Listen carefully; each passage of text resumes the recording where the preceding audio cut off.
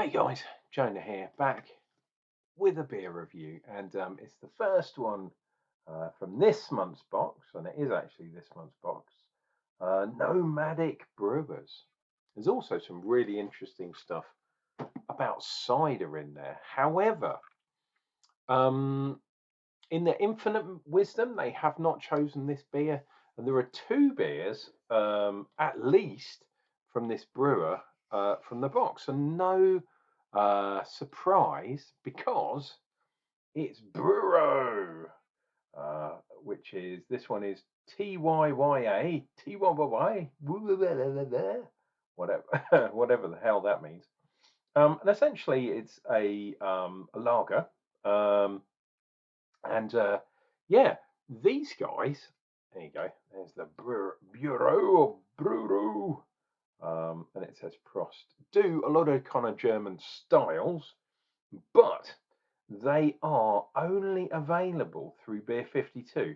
And basically, there is some connection, if not Beer 52 own this place, there is definitely a connection because you can't buy this brewery anywhere else. It says inspired by the nomadic caribou of Inuit legend, which is a bit weird. This beer, Tyya, a woman who was turned into a caribou by an evil shaman, um, rescued by Etsak through magic. Jesus Christ, and getting crazy. Her story reminds us the Inuit hunters to show kindness to the white caribou. And where was it brewed? Well, dear viewer, it does not say. Brewed somewhere in Europe and then imported back to Beer 52 land. Um, it's a 4.6% lager, basically. Lager, mate, with a black top. Silver can. Look, that's silver, but black top.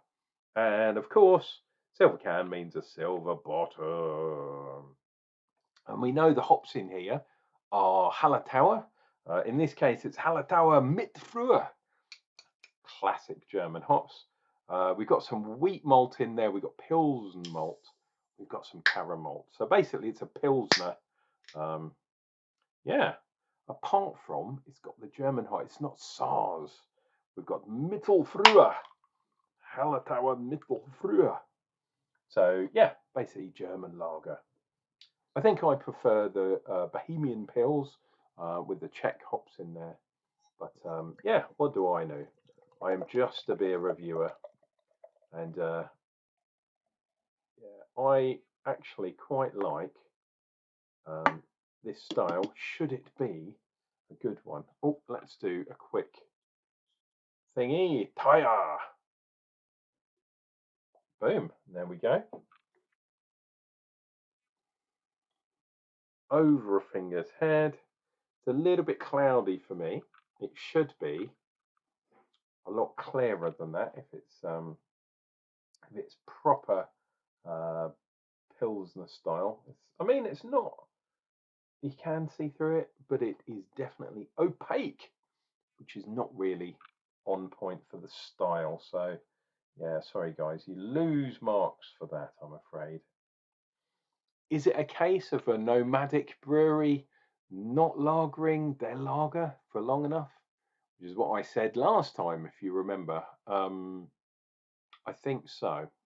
Craft brewers, they do not do it properly. I had a bit of an argument with someone in a pub, and he said, "Oh, yeah," and he's a really nice guy as well. So if you're watching this, you know who you are. I don't even think he watches my videos, but um, yeah, he said, "Oh, this particular brewery that will remain nameless. Oh yeah, they lager their beer properly. They do it for like 3 months or whatever." And I was like, "Well, yeah, 3 months. Yeah, fair enough. Probably a minimum." Um, but yeah, if you're doing a proper lagering process, you're looking at least 6 to 8 months. That's what I would see before you drink it. But hey, that is why beers like this are a little bit cloudy. It's got some wheat malt in it, so maybe I'll give him a little bit of a. Sorry, maybe I'll give this beer a little bit of a free pass because it's got the wheat in it as well.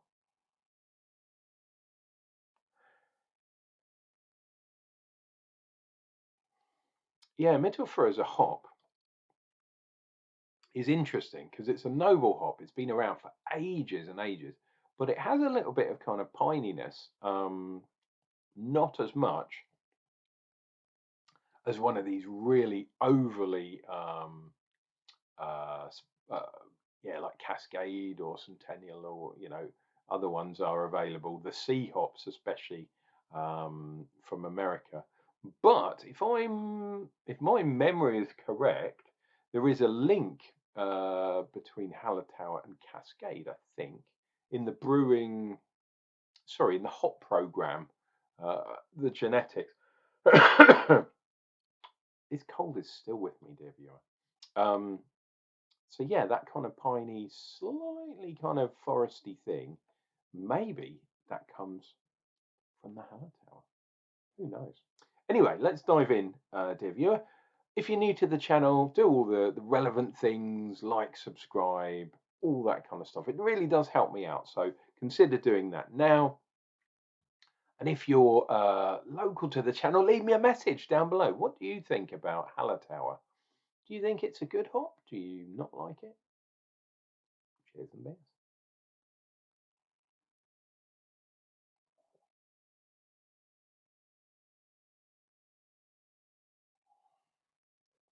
Oh, yeah. So, a little bit cloudy, but really, really nice. I can't knock them on the taste of this beer.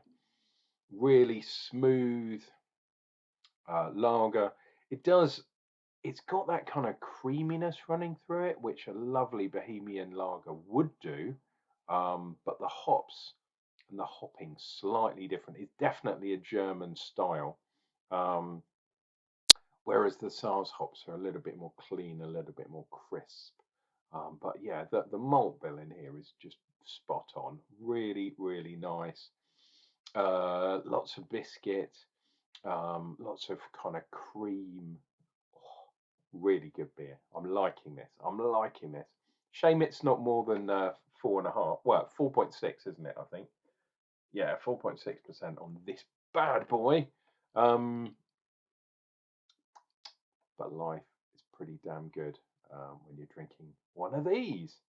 And it needs to be, dear viewer, because I might not be doing so many reviews of late because I'm back in hospital over the upcoming days. Um, yeah, and yeah, it's never good when you do that. So I can't promise I will be doing beer reviews as frequently as I have been doing them. Um, So yeah, apologies, but hey, my body is kind of giving out, I think. It's all the abuse I've been giving it over all these years.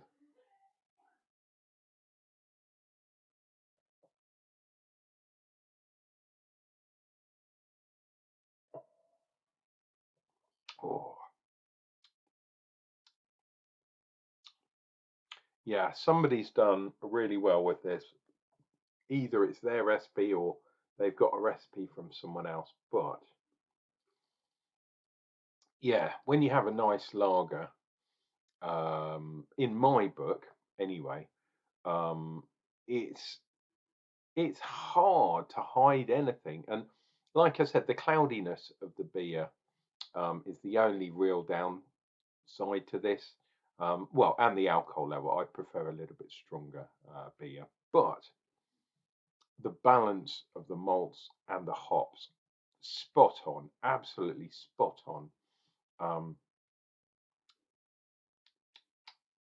yeah, that Hallertauer kind of thing. Oh, brilliant, brilliant, brilliant.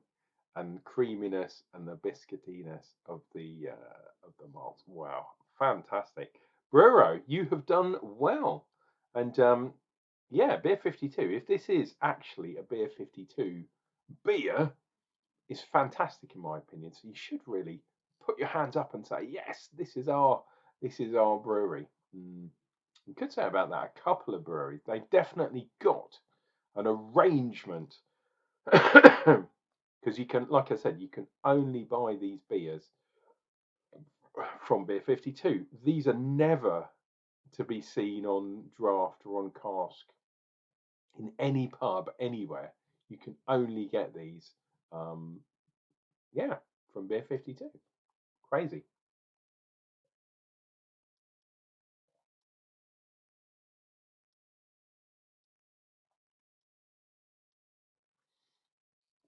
Oh, nice lines there. That one is a tiny bit weak, but not too bad.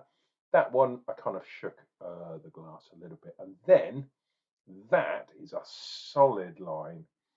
Um, and you know you're getting a good beer when you've got some nice lacing and nice head.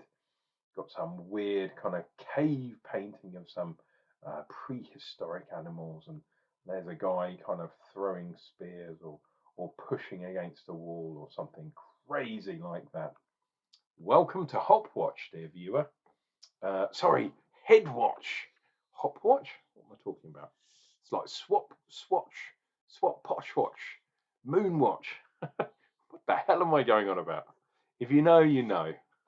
If you don't know, I don't know either. And there's a kind of moose. I know that's the caribou, isn't it, that they were talking about from the legend of this beer, which is kind of crazy. Um, so there you go, Brewery Bruro Tyya, 4.5, 4.6%, Pilsner style lager. Not bad, and not a bad start to this month's box. So I'm quite impressed with that. Guys, take care of yourselves, take care of each other. If you're drinking a beer tonight or tomorrow, wish me luck with my hospital visit. Hopefully everything goes okay. And if so, I'll be back with another beer review, and that's coming up real soon.